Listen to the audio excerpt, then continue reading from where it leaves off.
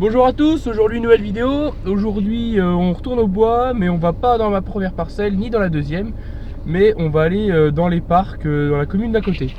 Donc voilà, il y a le matos derrière, c'est un peu le bordel, mais bon. On part maintenant, j'ai la remorque derrière vu qu'on changera le bois directement et je vous explique tout ça en arrivant. Alors voilà où je vais faire un peu de bois. Bon, on voit pas trop de l'intérieur, on va aller voir dehors. Voilà, et c'est que des arbres comme ça, des grands arbres qui dépassent que je vais couper. Donc c'est plus du bricolage que du bois vraiment en fait. C'est pour rendre service que je fais ça surtout.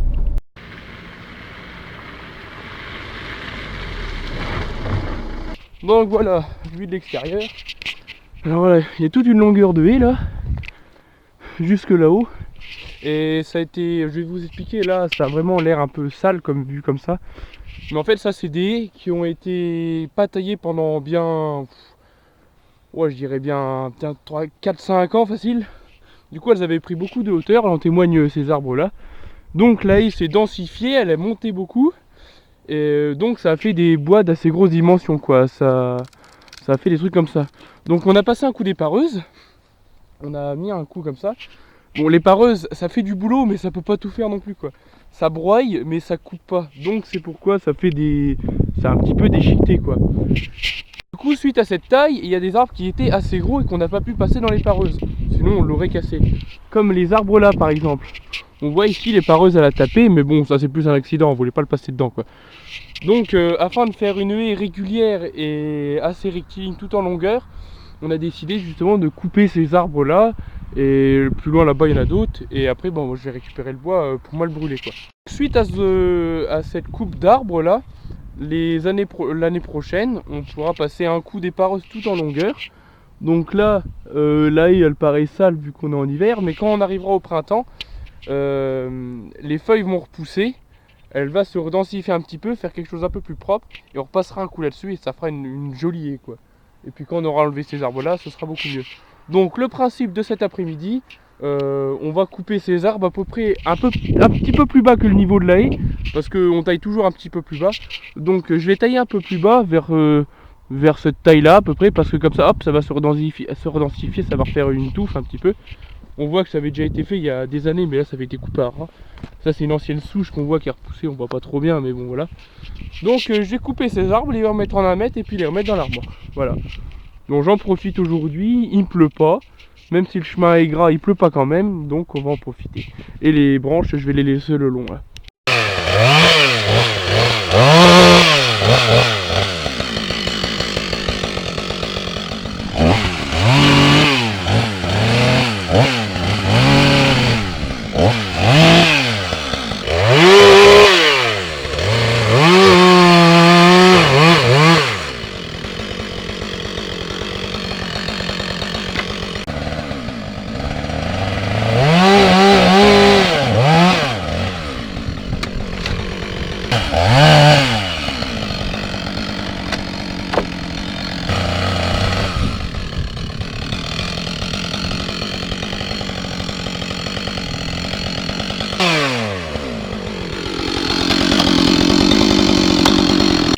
Bon, comme vous venez de voir, je viens d'abattre la trochée.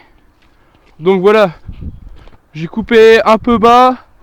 Mais de toute façon, ça va repousser. Parce que là, comme c'est coupé là, elle va cicatriser ici la coupe. Et elle va se rejeter en principe en plusieurs petits rejets, en 4-5 petits rejets. Donc vous voyez, c'est que des petits arbres. Donc là, il y a une épine, c'est que du frêne, hein, j'avais oublié de dire, c'est que du frêne. Donc c'est des petits bouts comme ça. Et l'autre morceau est tombé de l'autre côté parce que bon, il n'y avait pas le choix de qui tombe de l'autre côté, il penchait déjà là-haut. Donc on va débiter cela. Et celui-là, je passerai à l'intérieur du parc de l'autre côté. J'ai l'autorisation, il n'y a pas de problème. Donc je passerai de l'autre côté pour aller débiter ça.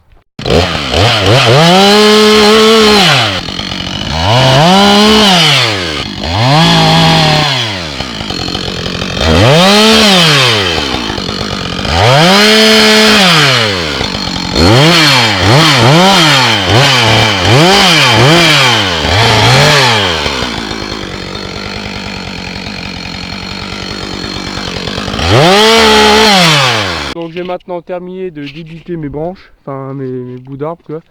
Enfin du moins ceux qui sont ici. Celui-là on verra après parce que ça se trouve ce sera pas le premier, enfin ce sera pas le seul à tomber de l'autre côté. Donc à ce compte là je les ferai tous d'un coup. Donc là, les branches, je les remets sur le côté comme vous pouvez voir là-haut. Parce que je suis venu ce matin déjà. Donc je les remets sur le côté. Et puis le gros bois, et ben je le mets dans la remorque.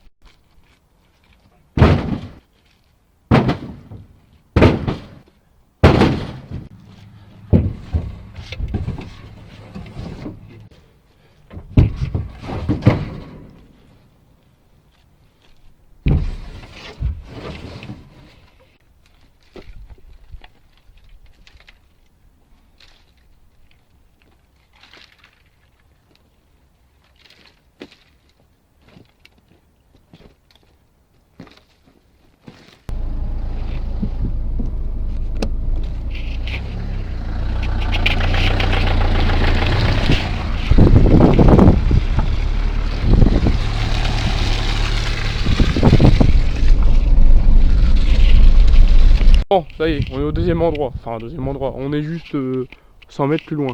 Donc voilà, on voit déjà que la haie, ici on voit mieux sa longueur quand même. Voilà. Donc vous voyez ici, comme je vous le disais tout à l'heure, c'est un peu moche quoi, comme c'est fait comme ça. Mais au printemps, je viendrai refaire une vidéo si vous voulez. Et je viendrai vous montrer l'état de la haie, comment elle sera avec ses feuilles quoi.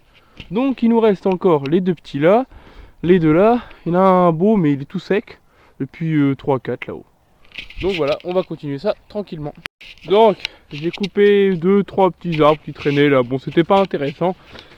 Donc je fais des petits tas comme ça, puis après j'avance avec la voiture, puis je les ramasse au fur et à mesure. Donc là, il reste encore celui-là qui va tomber là-bas. Et celui-là qui est assez beau quand même. Alors je sais pas comment je vais le faire tomber étant donné qu'il est assez haut. Mais celui-là, vu qu'il est pourri, je vais le couper au pied carrément.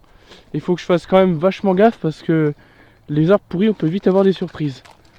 Donc je sais pas trop comment le faire tomber, je vais y réfléchir et vous allez voir ça en vidéo.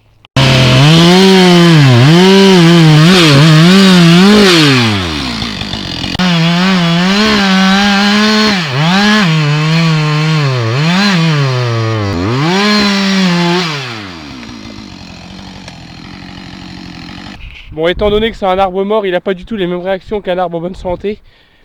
Pourtant j'ai fait mon entaille d'abattage, mon trait de scie, il a commencé à pencher mais il n'est pas tombé et à mon avis il va tomber vers la clôture. Donc j'ai évité de coincer le guide, c'est déjà bien. Mais là il peut tomber à tout moment et c'est assez risqué. Donc je vais quand même essayer de le foutre par terre mine de rien.